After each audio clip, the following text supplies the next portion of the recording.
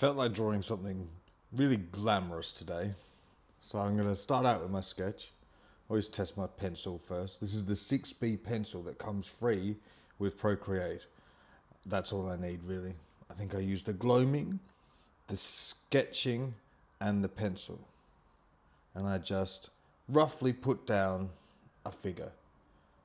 And this is the best part. This is one of the best parts of Procreate, for me anyway, is that you can draw it, and then once you've got that part, you resize and then continue on. And you can do that with any part of the body. So many drawings I do on paper, and you start the sketch and the head's a little too big, or you haven't centered it properly in the page. And sometimes you can lose a whole page by doing that. But this, you just move it around. It's fantastic. So doing my favorite pose, which is a woman not walking, it's strutting. Like, she's got a hip jutted out. She's fabulous. And it's just a good base to go on, because from here, if you want movement, you can put movement in. If you want if you're doing something really shiny, you've got a really long line to play with, to put, like if she was wearing leather trousers or something like that. It's a great pose to use. And because her hand hangs down as well, you can have things hanging off it and add extra movement again, so jewelry and all those things.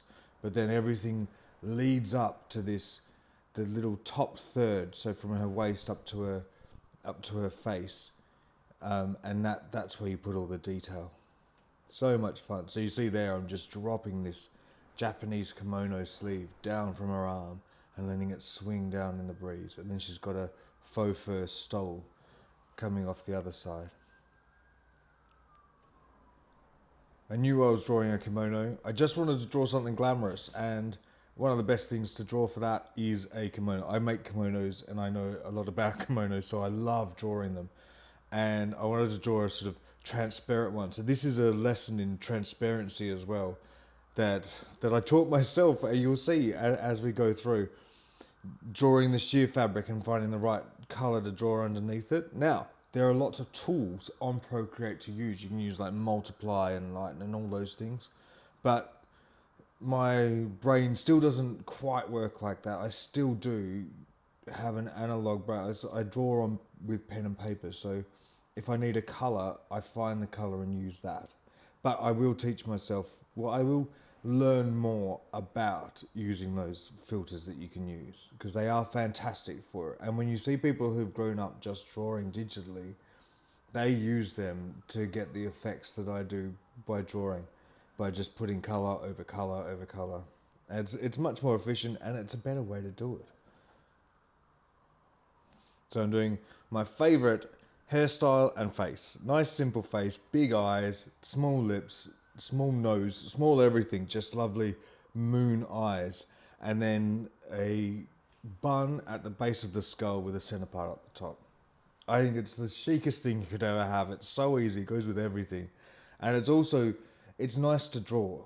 I do like drawing really big hairdos, and that's fun. But again, I always say I do this because if I'm drawing a fashion illustration and it's about the fashion, then this doesn't take away from the fashion.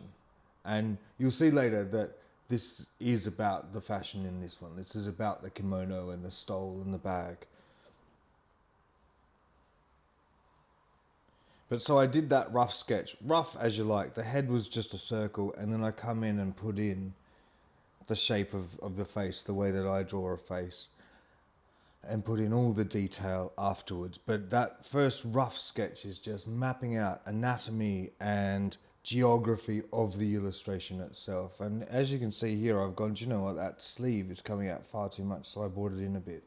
And then it's just about then refining your idea into an illustration now. I knew exactly what I was going to draw.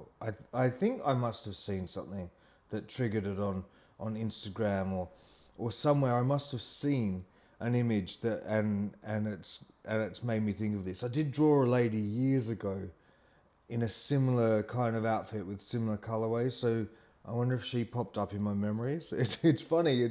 Sometimes you don't know. You just wake up and go, I'm drawing that. And if that happens, it probably has been, you've probably seen something, and that's why you're drawing it. it's not you've had this idea overnight. It's a recall. You're remembering something, but you can't remember remembering it. If you know what I mean. So it's coming through subconsciously. The bag, definitely, I know that I saw this bag is a Fendi Baguette. So I think I had in my feed some old Sex and the City pictures, and I was, you know, Sex and the City was all about the Dior saddle and the Fendi Baguette.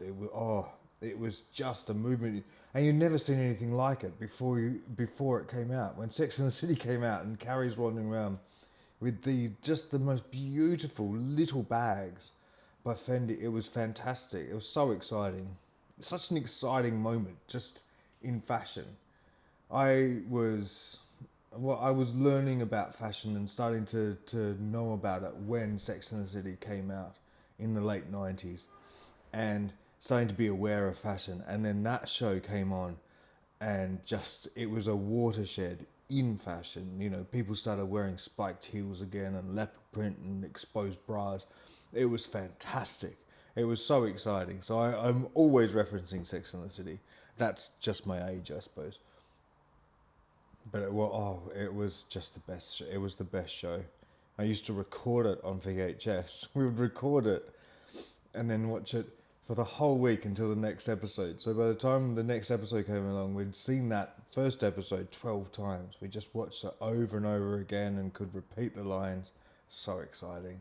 And it was one of those things, it's a formative moment. As I was really honing in on how I illustrate fashion, and I was watching that, and it just came together. So there's always that influence whenever I'm drawing. You can see with her jewellery there, that's very Carrie Bradshaw, the bangle with the medallion hanging off the bangle rather than off the necklace. And here I'm drawing sequins. So this is how you draw sequins if you're going to include them. I'll show you how to colour them later, but just when you're doing your outline, you put in just little circles, but don't make them perfect. They're little like scratches almost, like C's, the letter C, and that inverted and turned all different directions. You just want those, so when you come in with the colour, there's a few lines in there, and you're colouring underneath it. It will all become clear when we get to that. And also, this is how to draw fur, faux fur, sorry, not, you know, we shouldn't use fur, but faux fur is lovely, and we can use that. So this is how to draw faux fur, and again, that's a bit of a lesson that you just have to look at it and look at how other people have drawn it and use their method. And that's how I got to mine. And also I learned a lot about fabric. I know a lot about fabrics. So once you start to understand how the actual fur works, how a faux fur is created, and then how it's made, there's the thing called the pile. So all the hairs standing up are called a pile. And if you understand that, then you can work out where the shading is going to go, because it's about where you're looking at it, whether it's reflecting light back to you or taking light away. That's the whole thing about fur. You can get really technical if you want, or you can just draw it from references, and that's fine as well.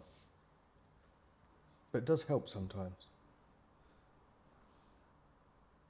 So tell me what you think of this, right? So I'm drawing this, and I'm like, oh, this is fabulous. But then when I look at it, I'm like, oh, is this completely like out of the sort of mid-noughties? Or is it not? I don't know. She's got the gladiator sandals, and she's the medallions, and it's going to be gold jewelry. I don't know. I wonder if that's just me seeing that. Whatever it is, it's fabulous. Like you can see that boho chic from the noughties. You remember Sienna Miller and Kate Moss at Glastonbury. Those kind of references there. You've got that bohemian, when bohemian came in and then never left again. It's now a staple of the fashion, of fashion trends. It's always in boho, so you can never go wrong with it, people.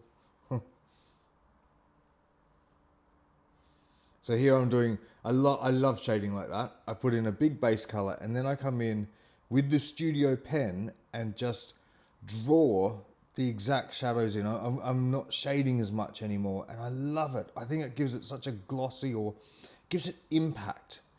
When you do look at it back and you draw the big sort of sunglasses shape for the eye sockets, and just a little bit under the nose, under the lip, and then under the other lip, I think it looks cool. Doesn't it look dynamic? That's what it is. And I learnt that from watching other illustrators who do manga and manhwa illustration and anime, and people who have always drawn digitally, and that's what they do, and it's so fun to watch them. So go out and look for them, because they're a great resource, because they're coming straight from digital, and it's exciting to see what they do, having never drawn on pen and paper, and using some of their methods as well. It's really cool. Always should be learning, always looking at someone else. Make the lips juicy, and if you watch Coolene, you'll understand that. That's one of the people that I'm talking about. She's amazing, and she always likes to have juicy lips, she calls it, when she puts the shine on the lips. And they are juicy, the ones that she does. And just glittery, powdery brown around the eyes, so she just looks a little bit doe-eyed and tired. I love doing the makeup, it's so much fun. Sometimes I just have pages where there's just the face with makeup on. And I love the history of fashion and the history of hair and makeup, so I often just do faces and then do the makeup from the 20s, 30s, 40s, 50s, 60s, 70s, 80s, all the way through the century, and I do the hair as well for it, and I have one face that then I copy and paste next to the next one, and the next one, and the next one, and you draw on top of it. It's a really fun thing to do. If you don't feel like drawing an entire illustration, but it's a great way to learn as well, because then you get to a part, you might go, how did they do their eyebrows in the 1960s? And so then you're into learning history, and it's the best way to then go forward with fashion illustration itself, because if you know history, then you'll understand the future, and you'll understand the now why things are coming together. So it's all, I love history, and I think it's a great reference for illustration, is to look back, and it just stuns you what happened, and shows you why we are where we are now. And you see I've got that background, I just set it to blue so I could do the hair and the skin. So it made it really iridescent for a second there, didn't it? And then I put the background back to white. That always helps when I'm doing that blonde hair. You can see, you can barely tell the difference between the colours, so I don't know if I've gone over the line. And that wouldn't have mattered if I had, but I don't want to, so I don't. And then putting in gold. This is, I always regret this. Whenever I'm doing gold, I'm like, why did I draw so much gold? Why didn't I make it easier on myself? Why did you have to have like a gold studs? Why couldn't you just have a lovely string? But it looks nice in the end, and I love gold jewellery. I think, gold jewellery is amazing. No one's ever going to be angry at gold jewellery, and if they are, they'll only be angry for a minute, and then they'll be fine with it again. It never goes out of style. It's like leopard print or black. It's ravishing. And do all the colours at once. I love to try and get them all done. So I always go mid-tone when I'm drawing gold first. So this is that gold-y colour. I think it's, if you have a set of Derwents, and this is how I draw gold, because I have a huge set of Derwent pencils. If I'm doing analog, it's raw sienna. I always start with. No, that's a lie. It's not raw sienna. Raw sienna is the skin. I think it's actually called gold. I think it is. In a Derwent pencil case, it's called gold. And if you listen to me all the time, the names I use for colours all come from the Derwent pencils. So there you go. So mid-tone gold, and then I come in with the dark, which is a chocolate. It's not black, but it's chocolate. And then after that, I'll come in with a light. And sometimes I just come in with white. I think I just come in with white now as well. But I try to get them all in one go, because there's nothing worse than thinking you've finished all the gold, and then you get down to those sandals and realise, oh no, there's about 100 studs on them that I need. Now I need to go through and do 3 colours on 3 different layers. So It's about management. There we go. I just forgot to do the chocolate on those ones. Oh, it looks good though. I love this. When the skin, the makeup, the hair's done, and then you put gold on.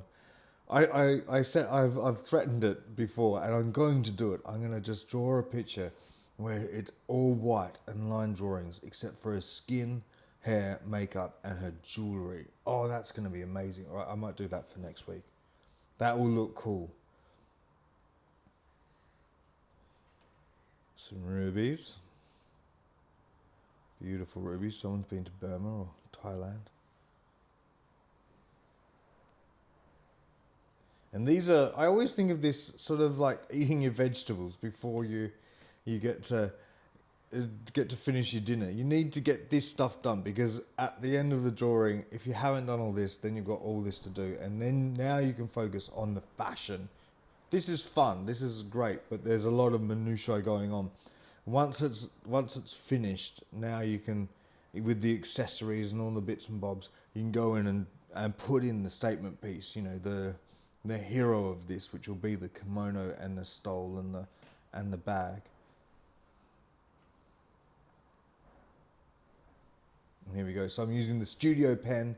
This is great. It's just like a marker, but it's completely flat. It doesn't change in opacity. It changes in width, I suppose. It tapers.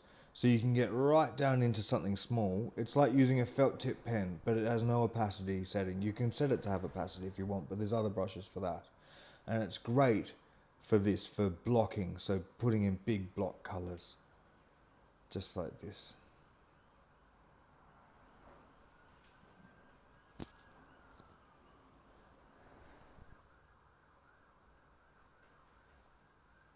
And just going around like that.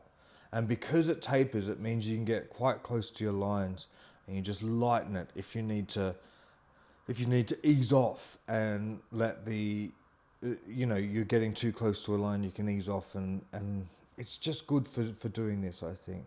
And it creates a solid shape. So a lot of the pens, say the pencil, you could do this in pencil, but you'd have to shift the cursor a little bit once you're filling it, because the pencil has holes in it just naturally. But this makes a nice solid shape. It's fantastic to draw with. I love this. Oh, this is so easy. This would have taken me so long on paper. You see there, I'm moving the cursor just to get everything right. And then I go around, because you do that line and then you fill it, and there's a tiny little margin between the fill and the line that you created. That is, I don't know, it's like you've filled the shape inside and there's this little line, so you can see it. Sometimes if you zoom right in on your drawing, you'll be able to see it. You can't see it once it's all done, but it's a funny little thing that happens. But it's all right. And then this is making transparency, so I just need to go a little bit lighter than the actual garment, and then you subtract. So I draw in her body, you see there, and then I subtract under her chest and at the elbow and where the arm meets the body, because the fabric is going to be away from there. So I did a video a couple of weeks ago about draping, and this is the same thing, but instead of using the sheen of the fabric, you're using the transparency of the fabric, and the body shows through in exactly the same parts as all the draping. So where the body is touching the fabric, you'll see a lighter color, and where it isn't touching the fabric, it'll be the regular color. But it's fun to do, and it's so cool doing this again with Procreate, because then I can change the color and go, oh yeah, see, you can see how transparent that is now. You know, it's not see-through. Well, no, it is see-through, but you can see that there's a body underneath fabric with that. And so that's using the same exact method you would if you were just making something look drapey, but your colors are different because you're trying to show a body coming through the fabric rather than a shadow falling away from the fabric. Doesn't it look incredible though? You can really start to see the dynamism of the illustration coming through, having just that big splash of orange straight down the middle. that beautiful, that really rich tone. I think also something that influenced this is I've been watching shows about the south of France in summer, like just travel documentaries and things like that. And so I've been thinking about, walking along the Promenade des Anglais in Nice and being in Cannes. And I think because summer's over, that's why I'm thinking about it now. And so that's why I'm injecting this summertime glamour into my wintry English experience at the moment. There's the third tone. So the mid tone the mid tone is the kimono. The light tone is the body coming through the kimono, and then I'm just doing the little dark tone, and that's to show where the fabric folds over on itself, and it's not showing the mid tone because the mid tone's doubled over, so it just doubles it a little bit and just adds a little bit more depth to the illustration. 3 tones is always better than 1 or 2. That's a great lesson to have. And then this, honestly, I don't know if I am able to draw orange without putting a cobalt or an ultramarine or some kind of blue next to it and under it and around it. It's my favorite. Oh, it's so beautiful. And everyone loves this combination. You look at movie posters, orange and blue is the most dynamic. Because red and blue is a bit too much. But orange and blue is really, it's nice on the eye. So just when you're walking around, take notice, and you will notice that how often it's used in different ways. So it'll be a really light blue and a really intense orange, or the vice versa of that, or something. But it's one of the most widely used color combinations because it's so lovely. And here I'm trying to find what color that blue will be under the orange, and I go all around. Again, I could have drawn the shoes and then just put a multiplier or lighten in, and it would have done it for me. It would have done exactly what it should have done for me. But this is my analog brain coming through and trying to work out what it would look like underneath the blue. I kind of like it light like this, but I think it would actually be darker in real life, a bit more like that. But it's great. It's great for showing the transparency. Just to change the color, even if you get it completely wrong, it shows that something's covering that and it's a different color altogether. Oh, look at this. So this is that bag, the Fendi Baguette that I was talking about. How I saw it. I think it's in the one of the movies of Sex and the City or something. They have the violet sequined Fendi Baguette, and it's so beautiful. It must have been in my mind. It must have been in one of my feeds, something I watched. But just that heavy violet, and that against the blue, and you'll see the stole coming up later, is gonna just go so well with this. But this is where I'm using really high contrast. So see how dark that dark tone is compared to the mid. And this is because this is a shiny object. This is impactful. There's nothing soft about it. Like the kimono's soft, so everything, it's very close together, those shades. These ones are far apart because this is dynamic and shiny. That's how you do shiny things. And you see when I come in with the light, it's almost a white. And this is where those little circles I talked about earlier, that's where they come out. See how it's starting to look shiny? And now you have to come in with dots. Dots of the light tone, of white, of the dark tone and the mid tone, all over the place. And that's because sequins and paillettes, which is a bigger sequin, they sit, they're sewn to fabric and they move. So there'll be a shiny one, there'll be a bit of white in the middle of the darkest part because of the way because they reflect the light, and they're always facing a different way. So there'll be a dark patch in the light, there'll be a light patch in the dark. Always remember that when you're doing sequins. You need to sort of mix everything together. Bit of yin and yang actually. And then this, I've just got the pencil and I've lowered the opacity and made the brush big, and then just sort of, I think of it as a sprinkle, and I just sort of scrape that across the top of that sequin part, and that just makes it look a little bit shiny and as if they're all moving, so nothing's too static. But that's the key to sequins, is you have your 3 tones, mid-tone, light tone, dark tone, and then you have to have tiny elements of each one in each other, and that makes it look like there are sequins all facing different directions and catching the light at different times.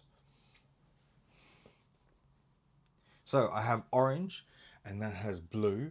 That's the they are complementary to each other. They're opposites of each other, so they complement each other. And then I've got the purple of the bag, and I'm going for mint or sage. So green, which is the opposite of purple. So purple is made out of blue and red, and green is made out of blue and yellow. I had to think about that for a second. Just make sure I get it right. So if you're on a color wheel, these two are on opposite sides of each other, and they look fantastic. This is like a color theory class. This is how you use colors. So I've got two. So the blue is going off the orange, and then both the other tones have a blue in them, but one has a yellow and one has a red. And then this is me. This is what you do with a faux fur, is you draw a dark patches down the middle. Down, if you're facing it straight on, the pile is going to be standing straight up and looking straight at you. So the pile are the hairs, and if they are on their side a bit, they'll reflect light. But if if you're looking straight at them and they're straight up, they're not going to reflect any light, and you're going to go straight through to the base of the fabric underneath, so the woven part, and that's what that's doing. So you're just drawing a dark line down the center, because that's exactly what's facing you, and anything that isn't facing you is going to have more and more light, because the fibers are sort of leaning over in different directions, and because more of their length is exposed to the light, it will reflect more light back to you. So there is your science lesson on how to draw velvet or fur. But that's the technical behind it. And then I actually make kimono like this. I make actual live, I sew kimonos like this, and I paint them myself as well, with these giant floral patterns, and they're gorgeous. They're just amazing. And it's just to add a little bit more pattern to it, so it's not as flat. But doesn't that look beautiful? My favourite thing about a kimono is the way that you just get stripes down the bottom, because it all gathers up and drapes, and then you just get the motifs just turn into what looks like sort of tiger stripes or something as you get down the bottom. Isn't she beautiful? She's ready for the casino, do you think? Absolutely fabulous. And a bit more blue. The colour of the sky. Again, blue against orange. I always work with opposites more than I work with things that go straight together.